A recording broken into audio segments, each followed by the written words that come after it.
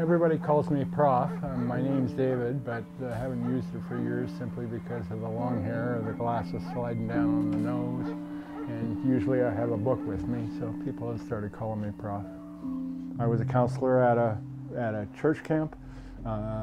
My ex-wife was a lifeguard at the same church camp. We got to know each other during one summer, and by the end of that year, we were married. When the divorce happened, which was a decision based on, I think the kids are taking too much heat, and we should do something about that. I think they'd be better off if we were under separate roofs. My son was 7 at the time, and the least capable of understanding exactly what was going on at that time. And if any of you have ever been or seen a child whose parent yells about something, well, Lucas was at the age to be that kind of target or victim. But what it also meant was in his eyes, I ended up being the rotten who abandoned his mom. I remember him forgetting Christmas when he worked at Walmart. I thought that was just impossible for you to say on the phone, I forgot Christmas. And it's like, how stupid do you think your kids are for you to say that you forgot Christmas when I know you work at Walmart? Was just like, that's baffling. I have 3 children that I think are spectacular, special. I've always wanted to get back together with Lucas. I would love to be at a point where I could just call Luke up and say, hey, you want to go for coffee?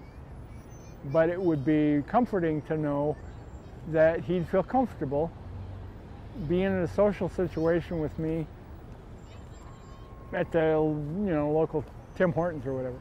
I mean, it would be special. And if you ask me now, why would that be special? I'll give you another dumb answer. I'm not sure. Okay, he's my son. I think his life is probably sad. Definitely lonely. He chose that path for himself a little bit, though. My father just stopped being a father for giant parts of my life and my sister's lives. And so I think it's the man who chose to not stick around. A man who chose to not be even a shitty father, at least be a father. What happened that really, I suppose, had more to do with the divorce than anything else, when Lucas came in from outside and grabbed me by the pant leg and said, Daddy, oh, hey, Daddy. And there was something, obviously, that was very exciting outside that he wanted to tell me about. And just a second, Luke, talk to your mom. My voice raised a tad the second time. He did it one more time, and I blew my stack. Lucas, will you shut up for a second? I gotta talk to him. And I got that look. What? Oh my! Because at that age, you think your dad is wonderful. Doesn't matter if the guy's a bank robber. This kid thinks he's the guy who hung the moon. I called him at one time and said, "Hey, how you doing? Haven't heard from you." And he was in a bad mood that day, and he basically said, why should I get in touch with you? You walked away from my family and abandoned my mother, and it was very much in the tone of voice that he was upset with me and didn't want to talk with me right then at all, and who knows how soon in the future. For him to have a relationship with us, the phone call never seemed like enough. And so he'd always talk himself out of the phone call because it's just not enough to phone somebody and talk to them for 5 minutes, so I need to do more. But he couldn't do more. So there's this loophole And then 6 months passes and he goes, oh, it's been too long to call. Now it's weird, I can't call. And then this other loophole, and like years passed.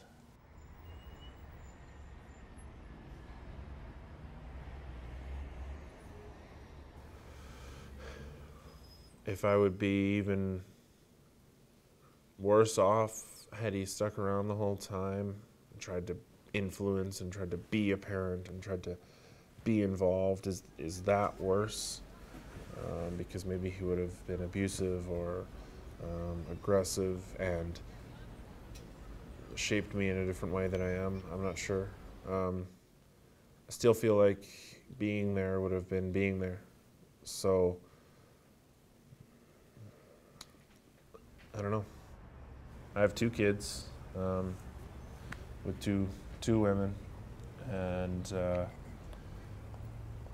my son is 9. He lives on Salt Spring Island with his mom, and I see him not enough, not even remotely enough. So as far as comparing myself as a father and a husband, I guess I'm about on par. I don't feel like I'm doing very good, actually. I've said to a dozen people that I feel like I'm becoming my father. My dad was a periodic alcoholic, which basically boils down to the fact that he didn't get drunk all the time, but when he had a drink, he never stayed sober. So, I mean, it sometimes got sometimes violent, and there's things. I say that sentence all the time, that I'm becoming my father, that I'm so much like him. And so, yeah, I could hear my dad saying that about himself, that he's so much like his father, and he didn't want to be that. Didn't want to tell the neighbors that my dad beat up my mom last night. And by the same token, my mother, as far as I know, never mentioned it outside our door.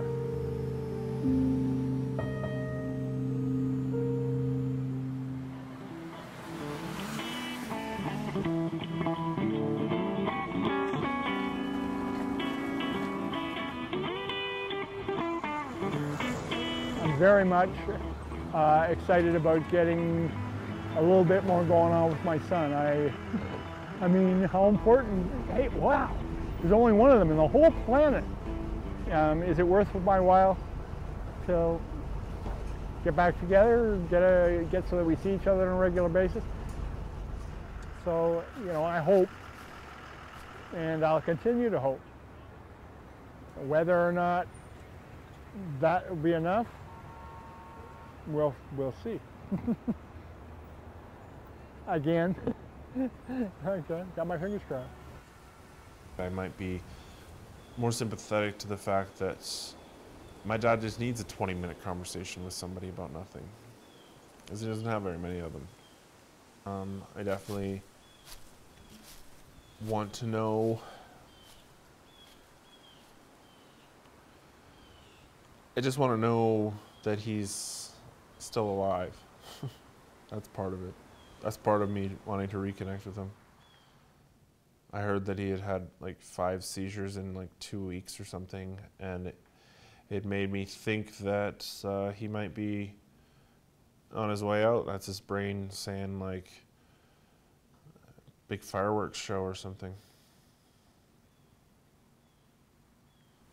The events as they happen today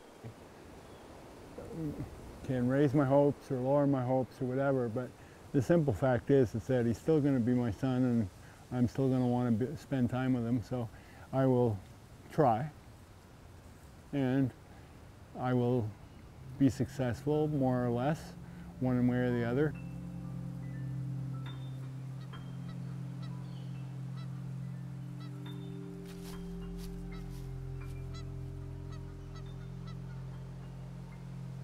Hey, how you doing? Have as much fun getting in here as I did? Holy smokes. So, how's it going? Good. How's the life been? The physical health is seems to be in pretty good shape. And Just in general, I've come to admit to myself that I hate where I live, but My favorite quote is probably also 90% of being a father is just showing up. and Because that was the part that I was missing the whole time, was just show up. There was always this pressure to have some sort of extravagant or big thing each time he'd show up, and so he'd talk himself out of showing up. Just show up. if we get back together and get to be the best friends, I'm still going to regret the time that I've missed up until it gets better, if it does. It didn't exist. That's the stuff I'm missing if I look back on my life. It's just time. So I look at my own kids and it's hard. I'm not a good father in my opinion. I feel like I work hard at it. But I feel like I could do better. And so I think what keeps me going on those days is that I'm there. But hey, right this minute, I regret that I didn't end up spending a lot of time playing baseball with my son, because I was out of the family before he had a glove. You know, I can't fix that.